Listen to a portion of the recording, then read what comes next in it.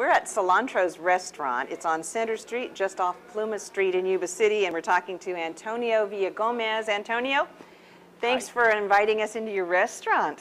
You're welcome. Thank you. You're the executive chef. You're the owner. Yes. You do it all. A little bit of everything. You have to.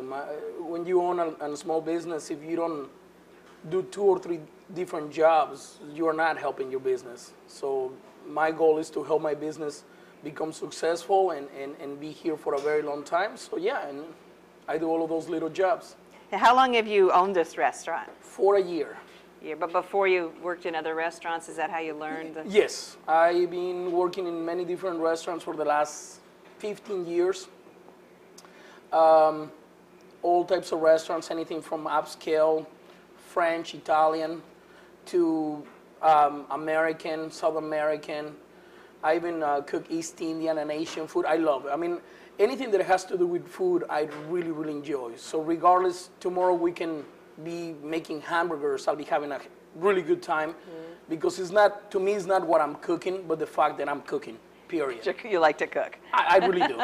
On my days off, back in the day before I bought a place, now I don't have days off. But back in the day when I used to have days off, that's what I did to relax. I used to invite my friends over, my family over, and cook. You had a lot of friends, huh? Lots. Yeah. Lots. As a matter of fact, I want to get rid of a couple of them. If you know somebody who needs one, let me know. Who needs a friend? Okay, you got some spares. Seriously. Okay. Now, I looked over your menu and I thought, it's a Mexican restaurant. It's going to have the Mexican. You've got some amazing things on your menu: steaks, ribs, prime rib, Cajun pork chops. Absolutely. Well, I don't know how things work out in your house, but when I go out, a lot of times I go out to places that my friends or family want to go to. Half of the time I'm not happy because I was not in the mood for pasta or I was not in the mood for Chinese. Well, by having a place like mine, regardless what you want, you should be able to find it. You have a group of people that comes here and one of them wants Mexican food, they can have it. But also if within that group you have somebody who wants really good barbecue ribs, they can have that. Or they want steak, they can have it. Somebody wants a pasta, they can have the pasta. Regardless what they're looking for, they should be able to find it in my restaurant. Like I always tell a lot of my friends, I say, you know what? I wanted to create a restaurant that even if someday I'm not longer the owner anymore, I feel comfortable going there every day. I want to create a restaurant where food is number one, but also a good value for my customers. I serve shrimp dishes that, for example, in some restaurants you will find $25 or so. Here you can have them for $13, $14. So in that way, if someday I'm no longer the owner of Cilantro's, and if they keep the menu, if they keep the prices, I won't be afraid to come in here to eat every day. Yeah. I can, go ahead. Now you like to experiment when you cook. You have some recipes that, see, as a chef, do you get a recipe and make the dish from someone else's recipe? You add to it, you make your own? That is not being a chef. I mean, it's like grabbing the Mona Lisa and making a copy of it and saying, here, I'm an artist. That's not being an artist. You're just copying things. Every single dish that I make, it comes from me. I'm not saying that if I make enchiladas for you, those are the first enchiladas that were made. No, I'm saying that those specific enchiladas were made to my standards, to my flavors, and the things that I like. That's what I mean by that. My scampi is not the first scampi in the world, obviously. Yeah. Somebody many years ago made it, but you know what? The scampi, the way I make it, is the way I like it. It's my scampi, it's nobody else's. It's Antonio's scampi. Absolutely, as well as my ribs, as well as anything. Anything that you have here, it's my recipe, my own creation in a way. Now, some of the restaurants with the different cuisines, you've kind of brought a lot of those. You have Moroccan-style pork, grilled pineapple sauce. I mean, you have delicious things on your menu. We go back to the same thing. Although I love food, I'm not always on the mood to eat, let's say, steak. I cannot have steak every day. So in order for me to make it more fun, I have to have something different. If last night I had barbecue beef, tonight I don't want barbecue rib for dinner. So maybe I'll have the Moroccan dish, or maybe I'll have a pesto pasta. You know, something different.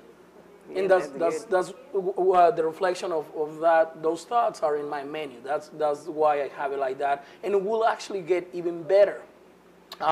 In the last month, I've been working with my crew on presenting our dishes better, having what you can call an upscale restaurant, keeping the friendly prices.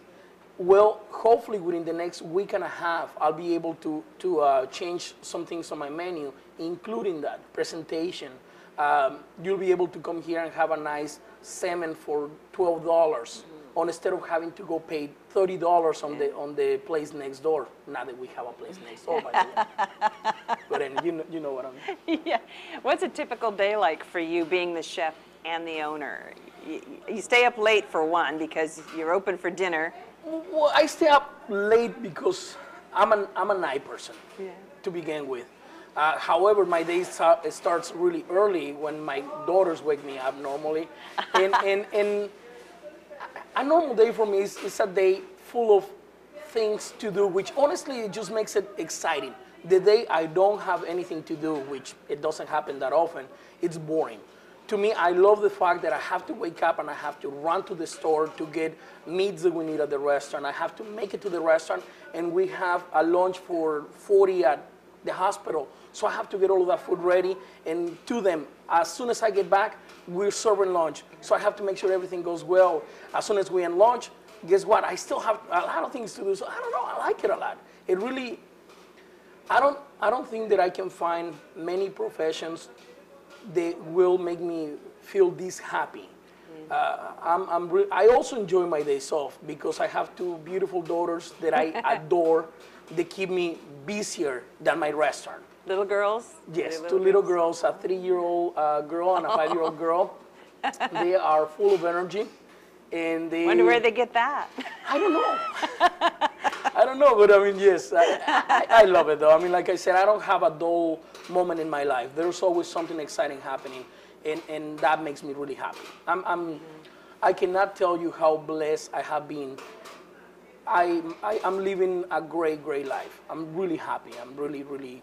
Success doesn't come with money to me. Success comes to the fact that I'm really happy every day. It makes me be really grateful with life and with my friends and family. I mean, because I wouldn't have done everything I've done so far without having my wife, my father-in-law, my mother-in-law. They are great people. They have helped me feel strong in those moments when I wasn't so sure if I was that strong. I have them pushing me, saying, hey, we know you can do things. Make them happen. And you know what? I'm really grateful for that too, of course. Yeah. Well, you're young, and you're a young dad, and you're a busy guy. I haven't heard the word young referred towards me for a long time. Say it as many times as you can, please. You're so young. Thank you. No, well, you know what? That's another thing that makes me happy. But I mean, I think that actually has a lot to do with the way that my father was. Ever since I was 6, 7 years, I remember, I come from Mexico. I grew up in Mexico, and my dad had clothes factories in Mexico. So my day will start at 7 in the morning, waking up, making my bed, eating breakfast, then doing the dishes, going to school. As soon as I got back from school, I will eat, and then I will get to work. Then I will get to fold the clothes or to, there's a lot of things that a 7-year-old could be doing. Then after that, I will do my homework. So my dad will always keep me busy. And you know what? The most important thing, because it's not just about physically working, he always kept my spirits up high. I remember my dad died many years ago when I was 10 years old. But I remember him telling me, you know what, Antonio? Here's this new employee that I just hired. I want you to teach him to do the job the way you do it. And that always stayed in my head. It made me feel so proud that I will push myself even harder. I mean, I remember as 10 years ago, once I chose this career, I remember timing myself. How long is it going to take me to clean this case of shrimp? And if it take me 10 minutes, next time I was going to be doing that, I will look at the clock and challenge myself to see if I can do it on less time, and less time, and less time. And a lot of that comes, I think, from my father, the way that he was an amazing man. And if someday I get to be 10% as good as my father was, I will definitely feel very, very successful in life. I'm not there yet. Someday I will. That's my goal, and I know I'm going to make it. There's no buts about it. Nothing can stop me. Okay. Now, you're from a big family? It is 2 boys, including me, and 3 girls. So it's 5 of us. A really loving mother. She still calls me mijo, like if I was a little baby. I love that. I'm serious. I call her occasionally. She's in Mexico. I call her occasionally. She's like, mijo, how are you? And I really feel like she's looking at this 7-year-old. She's just like, I'm serious. I can see her squeezing lemon juice and putting it on my hair so it will stay flat. I'm serious. I still can see that happening. My mom, I love my mom a lot. I love, you know what? It sounds cheesy maybe, but I'm a guy that I live by what my heart tells me to do. If my heart tells me to be happy and be cheesy, you know what, I do so. If my heart tells me, you know what, be mean because you shouldn't let people step all over you, I do it too. I mean, don't get me wrong. I'm not saying I'm the sweetest guy in the world. I'm not. But I do live the life that my father will want me to. I do live the way that he will, if he was alive right now, I wanted to make sure that I was going to be able to look at him, to his eyes and ask that, am I doing okay? Am I doing the right thing? And him saying yes will mean, okay, moving forward. Him saying no, regardless what I was doing, even if I believe on something, to me, my family's point of view counts more than my own. He'd probably be sitting right over at that table saying, this is delicious. Antonio, mijo. This is not good enough, mijo. Okay, Dad. No, I come from a really close family, like I said. I mean, I love my sister so much, everybody. I really, really, really do. Do you get to see them very often? Are they here in Mexico? They are in Mexico, and I don't get to see them often enough, which is probably the reason why I love them so much. No, my oldest sister always, we used to fight a lot. But you know what? I even miss that. I miss the fact that we used to fight a lot, you know? But at the same time, I mean, everything happens for a reason. If I wasn't here, I wouldn't meet the woman I ended up marrying. And if I wouldn't meet her, I wouldn't have the 2 beautiful daughters that I have. And to me, I go back to the same cheesiness. To me, that is my 2 biggest accomplishments is that, my 2 daughters. I am so proud of myself. I probably will never be the best chef in the world like I wanted to 15 years ago. But the fact that I am my daughter's father makes me feel better than if I was the best chef in the world. I mean it from the bottom of my heart. If you were a little fairy who was going to make one of my wish happen, I will say, you know what, leave me the way I am, and I'm happy. That wish already happened.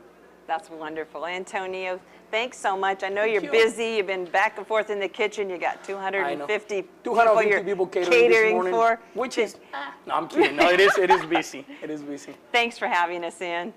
Thank you very much, and please come again. We will. We'll come. We'll eat. It's wonderful. Thanks so much.